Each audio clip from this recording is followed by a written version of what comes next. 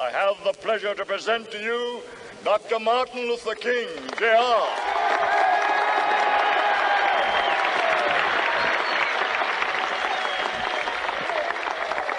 I am happy to join with you today in what will go down in history as the greatest demonstration for freedom in the history of our nation.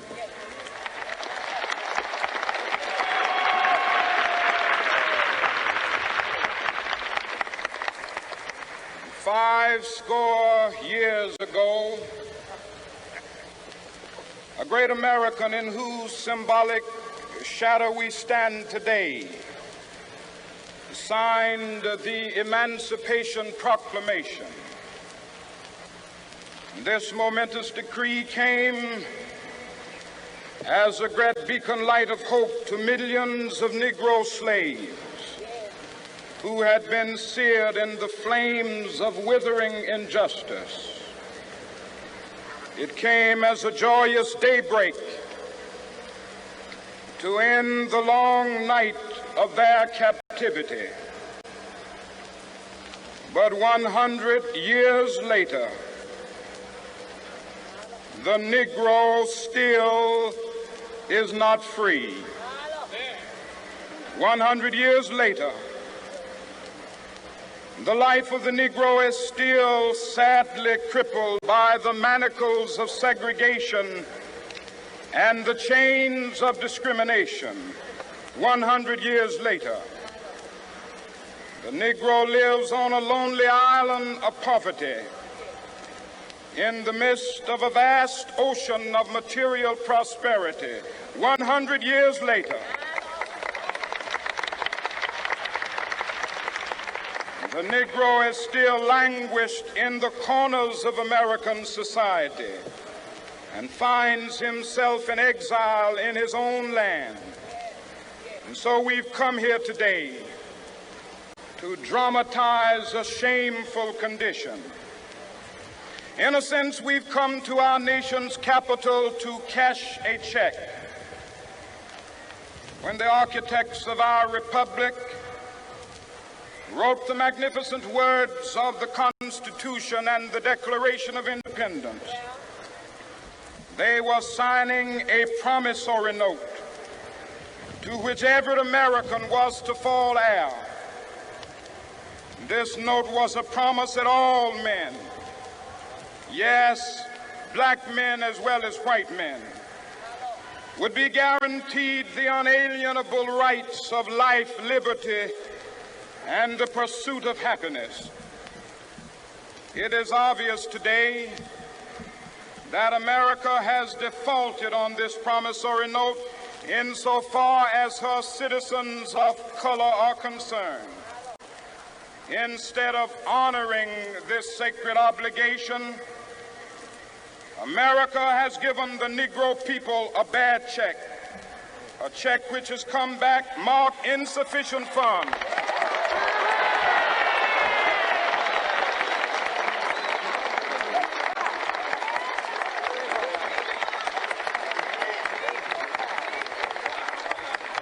But we refuse to believe that the Bank of Justice is bankrupt.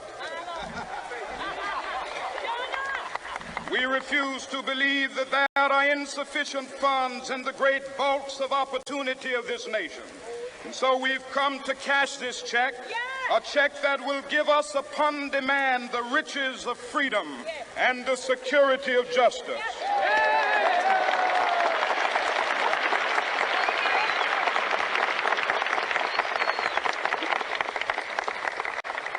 We have also come to this hallowed spot to remind America of the fierce urgency of now. This is no time to engage in the luxury of cooling off or to take the tranquilizing drug of gradualism.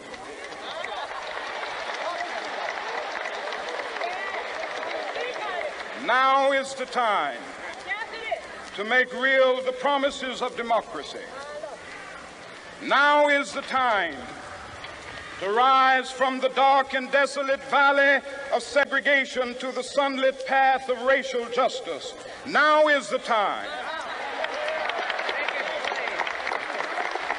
to lift our nation from the quicksands of racial injustice to the solid rock of brotherhood. Now is the time to make justice a reality for all of God's children. It would be fatal for the nation to overlook the urgency of the moment.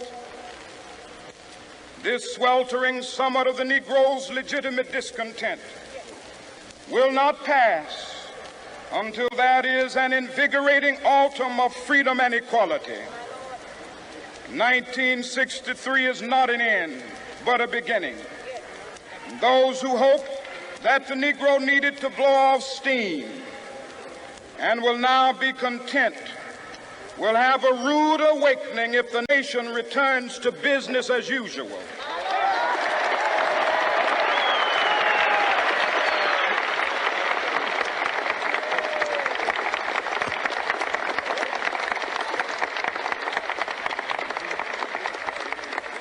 There will be neither rest nor tranquility in America until the Negro is granted his citizenship rights. The whirlwinds of revolt will continue to shake the foundations of our nation until the bright day of justice emerges. But that is something that I must say to my people who stand on the warm threshold which leads into the palace of justice. In the process of gaining our rightful place, we must not be guilty of wrongful deeds. Let us not seek to satisfy our thirst for freedom by drinking from the cup of bitterness and hatred.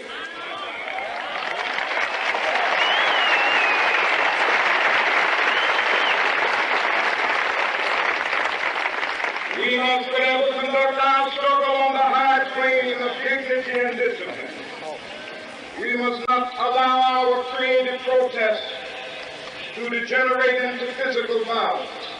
Again and again, we must rise to the majestic heights of meeting physical force with soul force. The marvelous new militancy which has engulfed the Negro community must not lead us to a distrust of all white people. For many of our white brothers, as evidenced by their presence here today, have come to realize that their destiny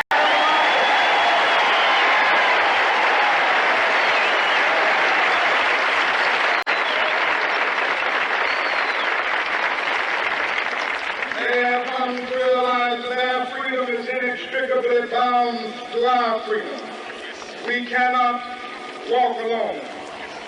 As we walk, we must make the pledge that we shall always march ahead. We cannot turn back.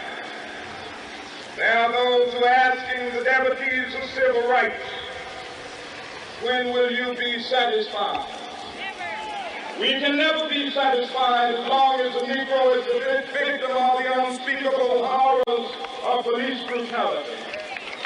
We can never be satisfied as long as our body is heavy with the fatigue of travel, cannot gain lodging in the motels of the highways and the hotels of the city.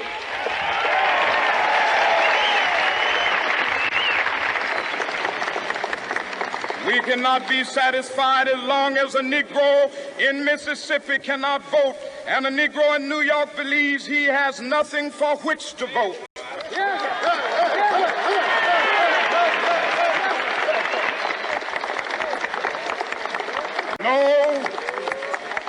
No, we are not satisfied, and we will not be satisfied until justice rolls down like waters and righteousness like a mighty stream.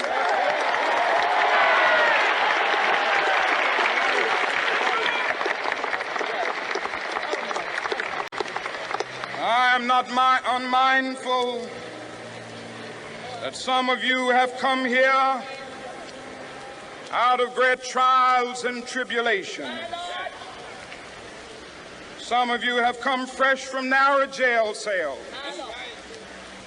Some of you have come from areas where your quest for freedom left you battered by the storms of persecution and staggered by the winds of police brutality. You have been the veterans of creative suffering. Continue to work with the faith that unearned suffering is redemptive. Go back to Mississippi.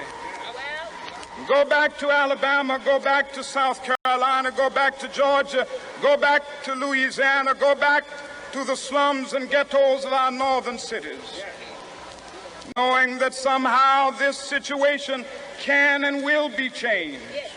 Let us not wallow in the valley of despair. I say to you today, my friends,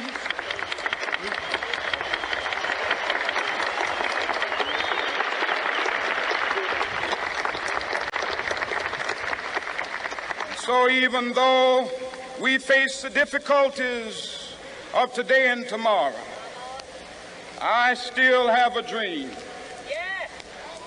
It is a dream deeply rooted in the American dream. I have a dream that one day this nation will rise up and live out the true meaning of its creed. We hold these truths to be self-evident, that all men are created equal.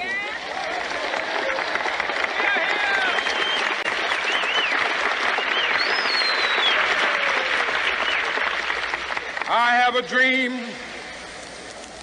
that one day on the red hills of Georgia, the sons of former slaves and the sons of former slave owners will be able to sit down together at the table of brotherhood. I have a dream that one day, even the state of Mississippi, a state sweltering with the heat of injustice, sweltering with the heat of oppression, will be transformed into an oasis of freedom and justice. I have a dream that my 4 little children will one day live in a nation where they will not be judged by the color of their skin, but by the content of their character. I have a dream today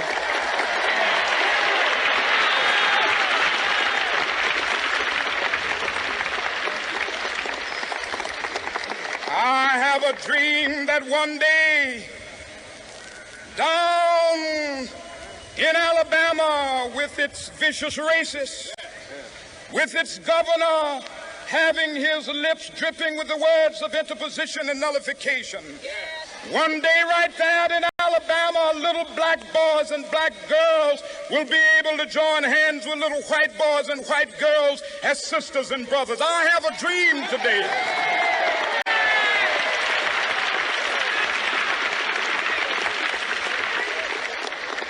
I have a dream that one day every valley shall be exalted, and every hill and mountain shall be made low. The rough places will be made plain, and the crooked places will be made straight. And the glory of the Lord shall be revealed, and all flesh shall see it together.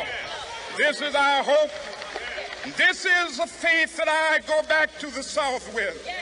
With this faith, we will be able to hew out of the mountain of despair a stone of hope. With this faith, we will be able to transform the jangling discords of our nation into a beautiful symphony of brotherhood. With this faith, we will be able to work together, to pray together, to struggle together, to go to jail together, to stand up for freedom together, knowing that we will be free one day. This will be the day. This will be the day when all of God's children will be able to sing with new meaning, "My country, tears of thee. Sweet land of liberty, of thee I sing.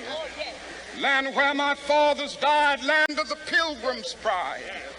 From every mountainside, let freedom ring. And if America is to be a great nation, this must become true.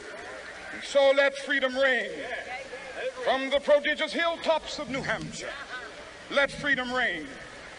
From the mighty mountains of New York, let freedom ring. From the heightening Alleghenies of Pennsylvania, let freedom ring. From the snow-capped Rockies of Colorado, let freedom ring. From the curvaceous slopes of California.